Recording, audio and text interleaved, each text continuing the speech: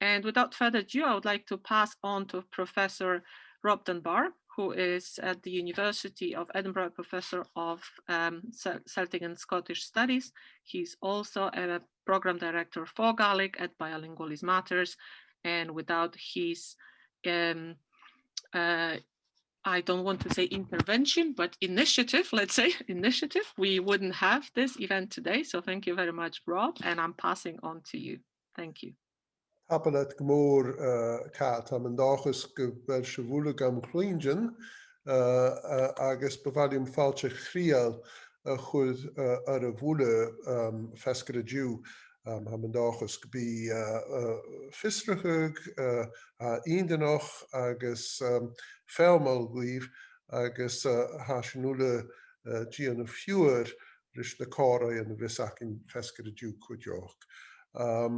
Díroch fachal na ga Bilingualism Matters, sé buan Rannsachadh ach chuideoch buan ha scúlug fistrachug Dà-chànanachas agus chai a buan steachug le Antonella Sorace vis brín an an dic na ga ach sé líanarig internationalte a han an Bilingualism Matters and the rest. Le fiat sa shia buinen inatal and sas as an oped agus longheen nienrig oper inavalta iano kus fisrachug me Dà-chànanachas skulig fatas farsing. Díroch fakkel na ga elemus táshich mi kuri mi seo as a bíorla kutjoch. Ach bí ceithir taispeníon acin bí sin táise go gleis na taispeníon bí gach taispenig me dhéich minitin agus nuair sin bí choramachine ceistin a chuir ach fuúti sibh ceistin a scríbh chuideoch tro chat agus as Joey schon bí sin brisig sias na dúne han sasa sa chaineh los kan sé jackin becken conaltrí becken chora an dói eile mus chick sin ras cóleg go jerig son fachel ga a ras and jalachug. I'd like to welcome everybody very warmly to this event. It's a pleasure for me to welcome you all and to introduce each of our presenters this afternoon. A quick word about Bilingualism Matters. It's a research network that was pioneered by Professor Antonella Sorace, who will be speaking in a moment or two, to promote research on bilingualism, but as importantly to disseminate knowledge about bilingualism. And it is now comprised of 26 member groups in various countries and has done a lot, in my view, to spread excellent research and greater knowledge of the many benefits of bilingualism. Just a quick word about the presentations. There will be 4 presentations of about 10 minutes from colleagues here at Edinburgh who are involved in Bilingualism Matters. There will be then an opportunity to ask questions, and you're welcome and indeed encouraged to write questions in the chat box, which will be followed as we're going along. And then just after 4 o'clock, we'll break out into smaller groups that will give everybody a chance to speak more informally before we come back together again.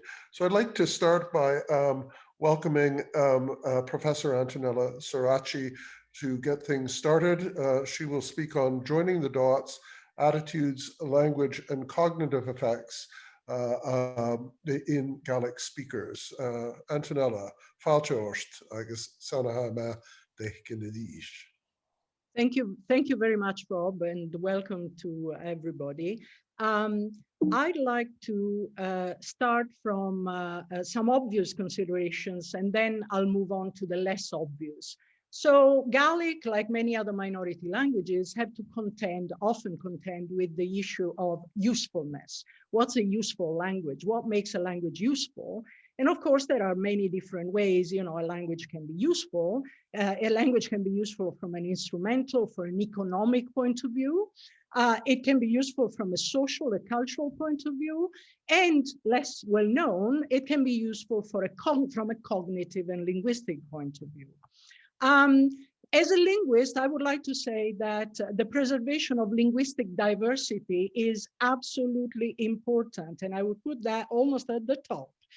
Because of the roughly 6,000 languages spoken worldwide, the vast majority of languages are minority languages in every country in which they're spoken. You can see from their graph, the 25 top world languages basically are in half the world. All the other languages are in the other half of the rest of the world. So it's very important to maintain the immense richness of cultural diversity.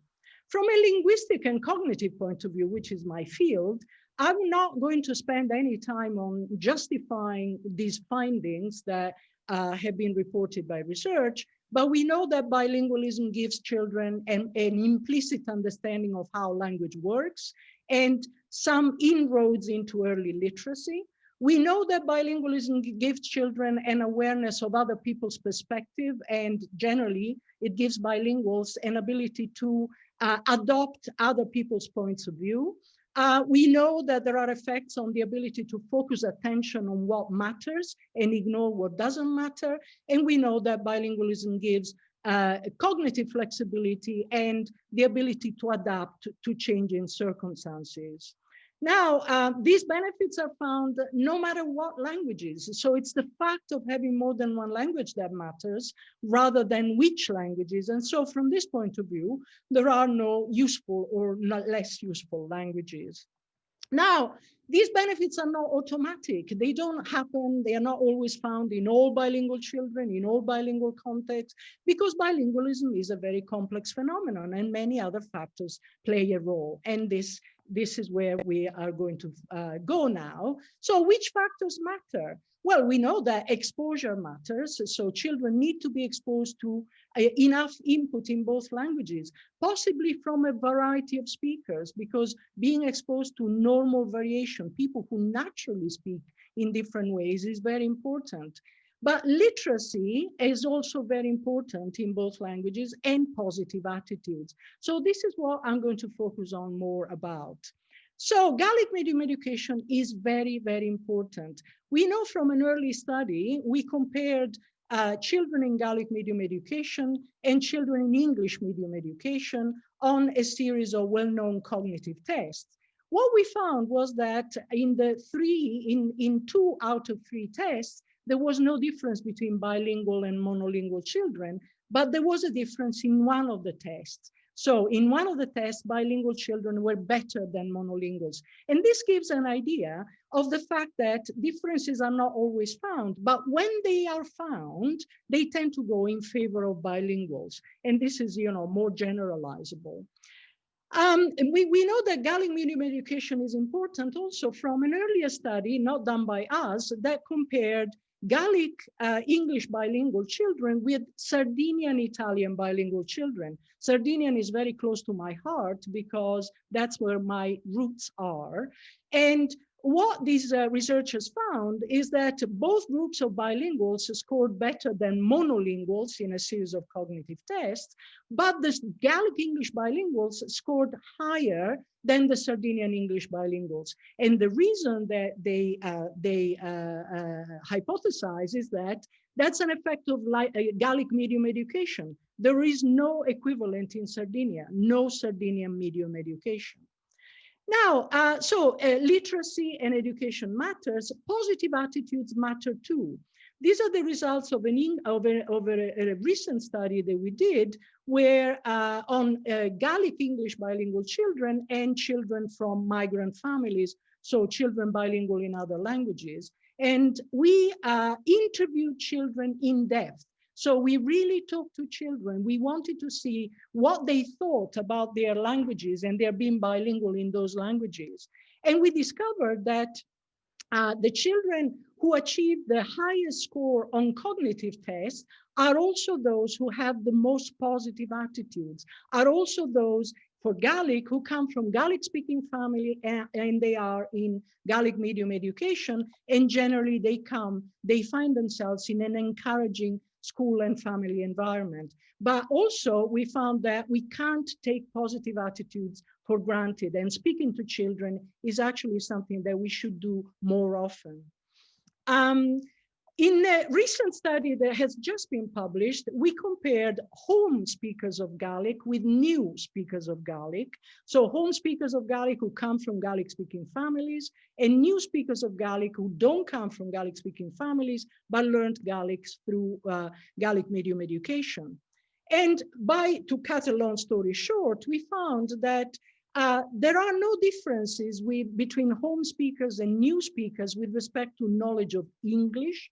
And also with respect to the cognitive tests, there are on the whole, there are no differences between home speakers and new speakers, except a trend in favor of new speakers that we need to investigate further. But in another study that we hope to publish soon, we studied attitudes in these young adults. These are all teenagers. And overall, there are no negative attitudes in young adults towards Gaelic, which is good, but also English is considered more attractive and part of young people's lives in a way that Gaelic isn't. Gaelic is seen as more cultured, to use the words. So the question is, will new speakers really contribute to the intergenerational transmission of Gaelic? The idea is that these new speakers will speak Gaelic to their children when the time comes. But if Gaelic is not really part of their lives, we have to ask ourselves the question whether that intergenerational transmission will happen. And the last point I want to make is which language we're talking about. So we often have the impression, not just for Gaelic, but other minority languages that we work on, that there is a disconnect between well-meaning initiatives, by governments and policymakers and real communities. So for example, we have to consider the idea, the fact that languages in contact change. So all minority languages live in a situation of contact with the majority language. Well, both languages affect each other in both directions. Why is this important? Because we want to make sure that the language actually spoken in communities is taken into account. So there is no disconnect, no big disconnect between the language taught, the language celebrated in the Mod Festival, for example, and equivalent festivals, and the language that is actually spoken in communities. Why do languages change? Because communities are smaller, and that applies to Gaelic too. There is reduced exposure to normal language variation that we mentioned before, that is important. There is alignment, so people converge with each other when they speak, minority language speakers with majority language speakers, and that leads to more variation. Then when those speakers actually speak to their children, those children regularize the variable input if they hear it in sufficient quantities. That's when the grammar changes. So if the grammar is transmitted from one generation to the next, it does change. And so the language spoken in communities has to be taken into account, and probably is not the same language, almost certainly is not the same language that used to be spoken by grandparents or great-grandparents. So that is very, very important for ensuring successful intergenerational transmission, and for ensuring that, we're really talking about Gaelic or other minority languages as part of young people's lives. So I'd like to stop now. We're working on all these issues with Bilingualism Matters, as Rob said, and we have the opportunity to compare minority languages in very different context, both geographical and political context, which is a very good way of exchanging good practices, good ideas, good research, and good practices about public engagement. Thank you very much.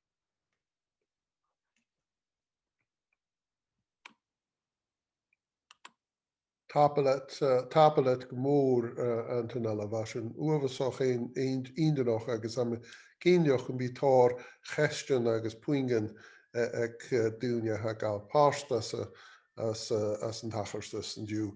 Thank you very much for a very stimulating presentation, and I'm sure there will be lots of questions and points for discussion.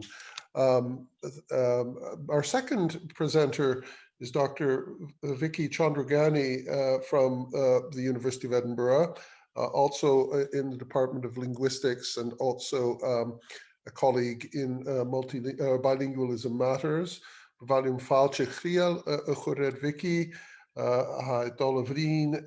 She is going to speak on identifying developmental language disorder in Gaelic-speaking children in Gaelic medium education. I believe current research that Vicky is working on for Board na Gaelic. Falcha orst Vicky, agus hashinula denig fiúr dishin tashmanigakat. Welcome. We're looking forward to your presentation. Thank you very much, Rob. Thank you everybody for coming to this event. So there is a general myth in the literature that children with language disorders cannot become bilingual. And this myth is shared by many professionals, but also by teachers, parents, and in some cases, even academics. However, we know from the recent literature that there is no evidence to support this. At least the studies that have looked at children with developmental language disorders with mild to moderate difficulties have not reported such effects. However, what all these studies do report is that children, typical developing children and children with language disorders need to be supported in both their languages. So what we did in this project that was funded by Board na Gaelic, we looked at one particular disorder that is called developmental language disorder, or you may have encountered it as specific language impairment. So this is a developmental language disorder that affects the child's oral language skills, so their grammar, their vocabulary, their ability to tell a story, their ability to produce longer and more complex discourse. And of course, this can have very severe educational, vocational repercussions. And what is interesting about this disorder is it is as prevalent as dyslexia, but at the same time, it's a hidden disorder. So, for example, children can have SLI, and it could be 7% of the school population. So if we think of a class of 20 pupils, 1 to 2 pupils in that class may have specific language impairment and go undiagnosed. What else is interesting about the disorder is that it's appeared as a language delay, and this is in the absence of any other cognitive or neurological disorder. So it's not a general learning disability, it's a specific disorder that goes hidden, usually affects grammatical abilities and has severe educational and vocational repercussions. So just to give you an example of what a child with a DLD may produce, so this is an example of our study. So in this study, we asked children to produce a sentence of the first one that you can see in Gaelic and in English. So the boys enjoyed the game they played yesterday, so they had to produce a sentence verbatim. A child, an 8-year-old child with a DLD would produce a sentence as the boys enjoyed yesterday, which kind of tries to capture the meaning of the sentence, but it's definitely not the sentence that we require them to produce. Whereas a typical developing child, so TDs for typical developing, would say the boys enjoyed the new game that was played yesterday. So not only did they repeat the sentence, but actually they were very creative. So in this study, we wanted to measure the development of language abilities in typical developing children in Gaelic medium primary education. And we also wanted to develop tools in Gaelic that will allow us to diagnose DLD in the same population. And we wanted to identify the language areas that are vulnerable in acquisition and impairment for the school population, because we know very little about their development in primary school. So this is the participants in our pilot study. So overall, we have 52 children in P2 and P3. So we focused on these two classes, year groups. And we tested children in GME in Edinburgh, in Glasgow, and the Isle of Skye. In the study, we managed to get 5 children with DOD who were the same age and from the same school as the typical developing children. Everyone had English as the other language, and we excluded children who spoke a third language. We tested children in both English and Gaelic, and parents filled in a questionnaire on their language experience. So just to give you an idea of the structures and the phenomena we investigated, so we looked at phonology, so children, so the sounds of a language. And why is that area important? It is important because working memory and phonological working memory has been shown to predict language abilities and educational outcomes. So the better the participant can retain information in their working memory, the more words they can retain, the more syntactic structures they can retain, the better educational skills they can develop. And in this task, they had to produce words, nonsense words, that had either British English prosody or a more general prosody. So for example, litapimati or nagi. Then we looked at their vocabulary, both comprehension and production. So this is an example of the stimuli, very simple, child-friendly. So they would see pictures and they would be asked, show me boiling, for example, in Gaelic or in English. And then the child had to point to the relevant picture, or they would see the girl the picture of the girl laughing, and they would be asked, what is the girl doing? And they had to produce the relevant verb. In terms of sentence repetition, so this is the task that I showed you at the very beginning. They were presented with a sentence and they had to repeat it verbatim or to the best of their ability to help the bear move around the forest. So we had different structures that were Gaelic specific and other structures that were English specific. And we also gave them a storytelling task to do. So they saw pictures, 6 pictures, and they had to produce a story. So that's briefly the different tasks that we use, and we try to cover most areas of language to have a more comprehensive picture of what the kids could do, and we tested them, as I said, in both languages. So very briefly, what did we find? First, starting with the typical developing children in P2 and P3. We found overall that their English grammar and vocabulary was almost at ceiling. So although they were attending Gaelic medium education, this didn't have any negative repercussions on their English. So their grammar and vocabulary was very high. And actually at the age when we tested them at P2 and at P3, their English language skills were actually higher than their Gaelic language skills, because for most kids, they were coming from English speaking homes. So their Gaelic abilities were still developing. We also found that their vocabulary skills were better in comprehension. So they were better they were understanding more words than they were producing. That was for Gaelic. But interestingly, the gap between production and comprehension closed after a year. So from P2, P3, there was improvement, but there was still some way to go. What we also found was that the children who had later exposure to Gaelic achieved higher scores on English vocabulary. And we kind of interpret that as more time for consolidating English vocabulary. So they had more time to consolidate English vocabulary before they were exposed to Gaelic. Interestingly enough, though, children who had earlier exposure to Gaelic performed better on the phonological working memory task. So they were better at remembering all these kind of nonsense words, latipimati and so on. And we think this is linked to some sort of bilingual advantage, where the early manipulation of sounds from the two languages makes them better at retaining phonological information in their working memory. How about the children with DOD? As we found in other studies with other languages, we found that the children in DOD in our study had lower scores than the typical developing peers. Importantly, that was the case across both languages. So it wasn't the case that this happened for Gaelic, but it didn't happen for English. They had lower scores across both languages. And the fact that they had poor performance on Gaelic reflects the restricted exposure to Gaelic. What is also interesting, although this is a small scale study and we should be very wary about the interpretation of the results, there was no evidence to suggest that they were doing worse than their monolingual peers with DOD in English. Also, children with more balanced exposure to English and Gaelic perform better on Gaelic and English as well.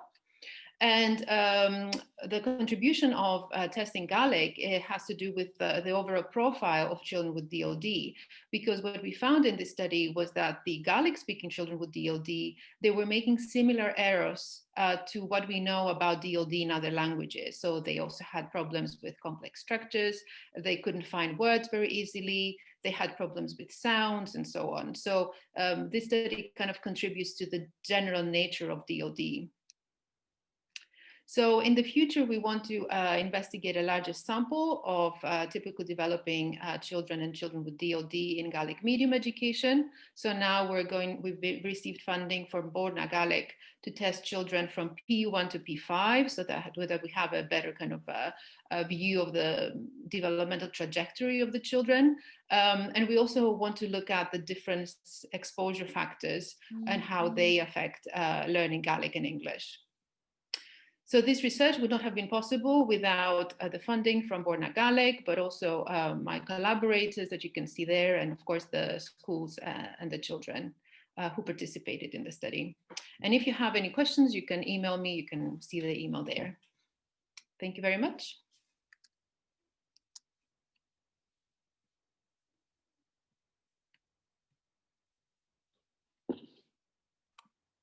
Tapelet gmór Vicky a dís taispanna uhasoch é níonach agus am cíneoch go bí ceistin ag dúine nuair a hic an táim an ceistin na chuair agus cuideoch go bí dúine bechcach go gcéad Rannsachadh gíonach a hasrón. Thank you very much, Vicky, for another very interesting presentation. And again, I'm sure that people will have questions and indeed comments for the discussion sessions. Bevalium inis fáilt chuir cóprithe eile acinne an Dr. Thomas Bach an roin psychiologist ag Ghaidhlig dul a bhríon in dú Gaelic learning and maintenance in later life. I'd like to now welcome the third of our presenters, colleague Dr. Thomas Bach, who will be presenting on Gaelic learning and maintenance in later life. Thomas, how fáilte, could me fáilte or I guess we do táise go tapelet. Tapelet, Arwin. Can you hear me? Yes. Okay. So now after we had these two really interesting and relevant presentations about Gaelic learning in children, I would like to move to the kind of the other side of life, later life. Namely, very often language learning is kind of perceived automatically as a domain of the young, with the idea, well, you can't really teach, old dogs new tricks. We can learn maybe in the critical period in our childhood and then it's gone. However, this view is not only incorrect, I think it has been more and more challenged over the last years. So firstly, there are examples of successful language learning throughout the lifetime. And the picture here left in the bottom is one of my favorite examples, a British writer or English writer called Mary Hobson, who I had a chance to see 2 years ago, just before her 90th birthday. And she started learning Russian age 56. She completed her PhD in Russian poetry on Griboyedov with age 75, and with 90, she practically published her new translation of Yevgeny Onegin, one of the main poetry works in Russian by Pushkin, and got a medal for contribution to Russian literature. So I would certainly say a relatively good level of knowledge in a language she didn't speak a word before she was 56. But I would go further and say that as our so to say, life expectancy grows, but the age of retirement remains more or less the same. People spend more and more time in retirement. So the question, what to do in this time to keep, maintain active mentally, is becoming more and more relevant. And I would say language learning is one of the perfect retirement activities, and it fits into the current ideas that we have about language learning being a mental training, part of healthy living, as I said on one occasion, even healthy linguistic diet, as I would say, and a therapeutic activity in patients with dementia. So what you can see on the right picture here is a class run by a group called Lingo Flamingo in Glasgow, who are teaching people, older people, but also patients in nursing homes, languages, and they had incredible success so far in every respect. Now, the reason why it is so is because I think our view of language and the brain has changed very much over the last few decades. So when I started working in this field, several decades ago, the predominant idea was modularism, the idea that in a way brain is a kind of limited resources place. You have a chest of drawers where you put different things, here a language, and so on. And in such a model, you have a competition for space. So you either learn Gaelic or you learn English and so on. Now, you have heard from Vicky that this is clearly not the case. So children speaking Gaelic are not necessarily worse, long term at least, in, let's say, their English. And I think Antonella was also bring very similar results. So we moved now to what I would call added value models, in which we think that interaction of different languages is in fact something positive. We have an idea of neuroplasticity and emphasis on learning adaptation throughout our lifetime, and I would say even more importantly so as people grow older. And in connection with this, there is now also more and more evidence suggesting that people who speak and use more than 2 languages on a regular basis develop dementia 4 years later. In fact, we found even 6 years, a longer time in illiterate. And this effect of language learning was stronger in a series of studies that I've done with colleagues in India than the effect of education. Now, how does it relate to Gaelic? Now, those of you with Gaelic connections will probably immediately recognize the picture on the right, Salmor Ostag, the Gaelic College of the Isle of Skye. And the young lady here is Madeleine Long, who was Antonella's and mine PhD student, and did practically evaluation over a period of 4 years of people who are doing 1 week intensive course on the Isle of Skye. And the question was, I mean, we found at that time already that in students after intensive language learning, you find an improvement in attentional functions. And the question was, will we find something similar also in adults in this college? And we found an improvement in switching, so in attentional, non-verbal attentional task after 1 single week. And what I think was most impressive was the participants were from 18 to 78-year-old. In fact, in the second paper from 2019, our oldest participant was 85-year-old. So that means we can really say never too late. And in fact, I mean, if you go to, I mean, I also went there for a week as a learner to get the experience, and you find really people from 18 to into the 80s as in the classroom. And I would say the older enjoy the course at least as much as the younger, and they are not necessarily doing badly. And in a way, it's even more important for the cognition because they might not get as much stimulation from other sources, work, and so on. Importantly, you could say, well, maybe it's a kind of short-term effect, but this effect was found 9 months later in those who continued practicing for 5 hours a week. So this is not surprising. If you go to a gym for a week, you might get fitter, but if you don't do anything for the next year, it will probably go away. If you continue practicing, it will remain so. What about now, do you just need to learn it? What about people who know the language? Is there any influence of the use of the language? language. And here there is a study done in Outer Hebrides where we looked at people over 65. And if you can imagine, people from this part of the world who are now over 65 were kind of matched by history for the language background. So all of them spoke Gaelic at home and in the community when they were young, but the moment they had to go to school, they had to speak English, and of course at work also. I mean, this was time long before the introduction of Gaelic medium education.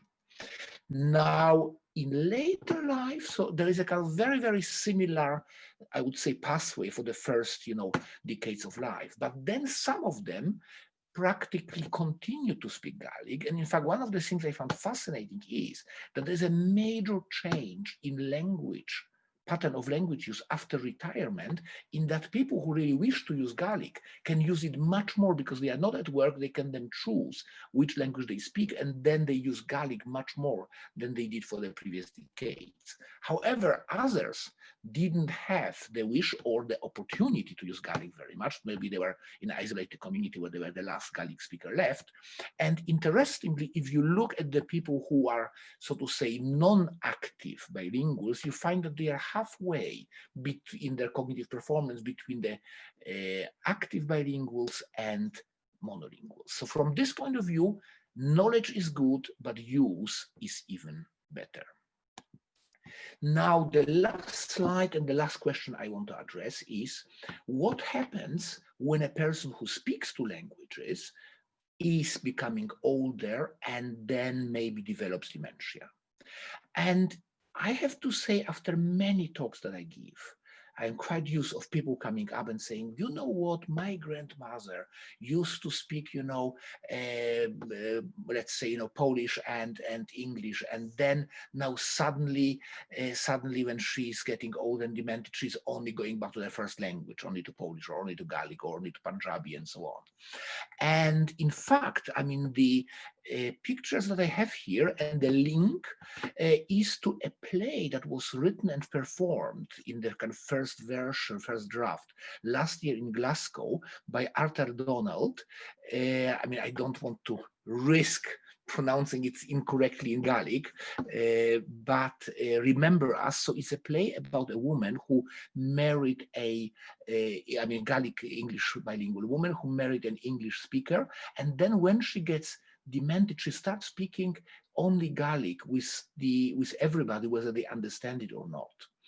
And I have a chance to be, so to say, the kind of scientific advisor on this group. And we had a reading, but also a discussion with people who came also from care and so on. And such cases are definitely very, very common. But looking through the literature, it is impressive how little there is in terms of thematic studies. So do we always move back to the first language? And if yes, is it an effect of some emotional changes that we feel more attached? The first language might be the one which we feel most closely, so to say, or expresses us emotionally best. Is it a cognitive effect of remembering better things that were learned earlier? There are a lot of open questions. And in fact, we started doing a study here. And if you are, so to say, over 50 and you want to report about your own language experience, or if you know anybody who is, so to say, or was, I mean, it also can be for people who are deceased, who changed, their pattern of use. We have here a questionnaire where we try to kind of quantify it, because what seems to be clearer and clearer is that there are a lot of patterns. So there is clearly a very common pattern of reversal of the first language. But sometimes you can have also the attrition of the first language. People who speak much less the first language is kind of more impaired. You can have language mixing, and in some people, there seems to be very little change. They seem practically to use both languages absolutely fine until the very end of their life. So from this point of view, we know quite a bit about this area, but there are still many, many open questions. And I am looking forward to exploring more of them. And as I say, here's a QR and link.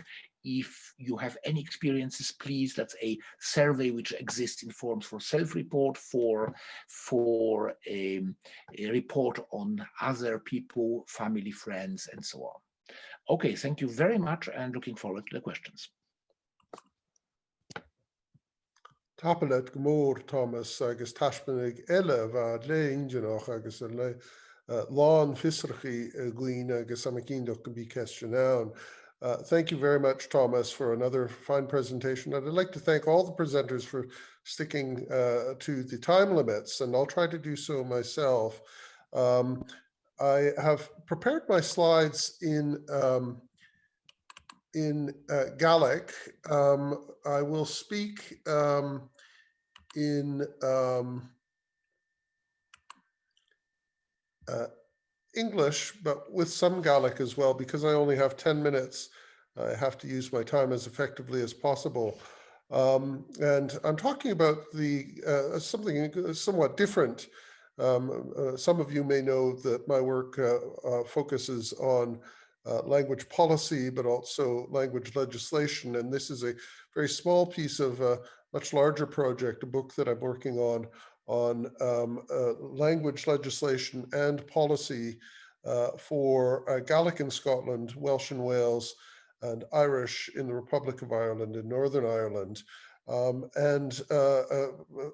Not insignificant part of that story is the question of legislation and policy in the area of education. Spolshin ha shojirach peaceback bitoch de Rannsachadh go hamidíano an rásta agus hicamach Tuigsean Nodha mar leor rachgan Dà-chànanachas agus policy canon son na Gaelic, son na Cimirish agus son na Gaeilge an an Éidean agus an an Tuigsean na Héidean, Tuaisceart na Héidean. Just a bit of background, the historical context to what I'm talking about. I'm focusing on a recent piece of legislation, the 2016 Education Scotland Act, which had a very significant section or part on Gaelic medium primary education. It's the most recent act in a relatively long story. One thing that is true, I'm from Canada originally, and in Canada since 1982, there have been constitutionally protected education rights, minority language education rights. Certainly in relevant international legal instruments that apply for the benefit of Gaelic, there is reference to education rights. However, in all of the Celtic countries, these sorts of ideas and indeed these policy requirements under relevant international law have not really been translated into domestic legislation. In the 1990s, long before the Gaelic Language Act of 2005 came into existence, Cumann na Gaelic, the main development organization at the time, as well as Cumann na Parent and other organizations, after the early success and rapid expansion of Gaelic medium education, was finding that in a number of councils, there was real resistance to efforts to expand Gaelic medium education.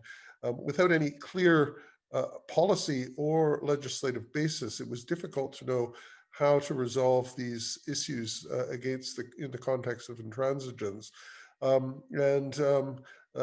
Even well-known figures in Gaelic circles, such as Angus Peter Campbell and as Patrick Campbell, talked about this lack of legal status as being a real barrier for those that have Gaelic. You can read his comments from a 1996 article there. I should say that I'm very happy to share these slides, and for those of you that don't have Gaelic, I'm happy to share an English language version of these slides. Asáiliú sin bha Cumann na Gaelic den bheach go raibh féim ach in lug Dà-chànanach agus háisí Cumann na Gaelic immerst son ach Gaelic fó títal inmhe hiaranse gan na Gaelic agus on gan na málaí an a bheith bort na Gaelic ag gnám sé a bheit málaigh ach Cáirichin Dà-chànanach ag parantan son Fólam Tríbhíonn na Gaelic. Because of all, these developments in the 1990s, Cumann na Gaelic, which was working on proposals for a Gaelic Language Act at the time, in any case, decided to include proposals for a right to Gaelic medium education on behalf of parents who wish to have their children educated through the medium of Gaelic. They set out numerical thresholds. In other words, it wasn't an automatic right, but very much as the case in Canada and under international law, when a sufficient level of demand, and Cumann na Gaelic thought it should be 5 parents in a local area asking for Gaelic medium education, that a right to Gaelic medium education should be created. Unfortunately, the government of the day in the early years of the Parliament was not willing to create such a right. In both their 2007 manifesto and in their 2011 manifesto, the Scottish National Party committed itself to essentially creating a right or entitlement to Gaelic medium education in a piece of education legislation in the year 2000. Both Michael Russell from the SNP and John Parker Munro, who some of you may remember from the Lib Dems, had put forward a proposal which was ultimately rejected, but which would have created such a right. So this opened the door to the question, once again, of language rights. And this ultimately resulted finally in the year 2016 with education legislation, the Education Scotland Act of 2016. And as I said, there was a section in Gaelic. Now, Inisha Hishuv at a slide, the Príomh Fuingen bevalúm beachcha go gora, ach chrúich anach cahasho, the process vigek parentin, chanaan gus cór viachcha fólam Tríbhíonn na Gaelic, ach process a gosglig and doris marken bieg. I won't go over the contents of the legislation here. I've summarized it in the slide. And again, I'm happy to provide the slides in an English translation to anybody who wants them. I've tried to give a short summary of the slides. But the Act essentially did not create a right to Gaelic medium education, but it did create a process whereby parents could approach the local council, and if at least the parents of at least 5 children of the same age demonstrated an interest in having Gaelic medium education extended in the local authority area, a process of consultation would have to be engaged in. It was a 2-stage process. First of all, the council had to satisfy itself that there was sufficient minimal level of demand, and then a more detailed investigation had to take place. But in Section 12, there are a number of organizations at this point which had to be consulted, including Bord na Gaelic, the School Inspectorate, Cumann na Parent, and so forth. And a number of things had to be considered. But a very important late addition to the Act that was inspired by my friend and colleague Wilson MacLeod was the idea that in making the ultimate decision, the authority had to conclude that there was sufficient demand for Gaelic medium education, unless taking into account the various elements of evidence that they had to consider, the extension of Gaelic medium education was unreasonable. Biget mi réisinte fólam Tríbhíonn na Gaelic a havin. Agus sé inmheh go mbeadh áras de has srun as a lug, agus hasin a lécutamach leis mar a bhige na basa fólam Tríbhíonn na Gaelic ein. So it was a very important addition because it created essentially a presumption that Gaelic medium education should be extended and therefore a potential step forward. Finally, this is my last slide. I just want to consider what has resulted in the 4 years since. My own view is that the results have been slightly disappointing. The rules have only been used, as far as I've been able to determine, on 3 occasions. Once in Benesson, in Argyll and Bute, where the process did not have to come to a conclusion because the council ultimately agreed to create Gaelic medium stream at the primary school in Benesson in Mull. A second process was launched in Kilwinning, Kildinan an Siroch ar Tua agus Halvich leis na parentin leis a process ús. In Kilwinning in North Ayrshire, Gaelic medium education is now a reality for the first time because of the successful use of the process by parents. But the third occasion was less successful. An effort was made by parents in East Renfrewshire to use the process, and ultimately their application was rejected. I won't go into the detail of this for want of time, but the failed campaign showed some ambiguities in the legislation, which allowed the council essentially to get around holding that second level of inquiry that, had it been instituted, may well have led to the creation of a school. So there are things about the process that need to be looked at. But the big point is that only 3 efforts have been made to use this potentially very powerful tool. And I think it shows a number of things that we have to bear in mind in Gaelic development more generally. First of all, it's possible that there simply isn't a lot of demand out there for Gaelic medium education. That's certainly a possibility. But as likely is that many parents simply don't know about the existence of the rules or how the rules can be used to their benefit. And I have a feeling that this is very true of other recent, potentially very powerful tools that we have, including the Gaelic language plans under the Gaelic Language Act of 2005, it should be 2006. And I think, therefore, that there's much more that development organizations and the governments themselves can do to, first of all, inform the wider public about what opportunities exist to engage in process and to change policy, and also to help with training so that parental groups and other community-based groups know better how they can essentially use some of the potentially very useful tools that they have. So in conclusion, we don't yet have a right, but we do have a useful tool.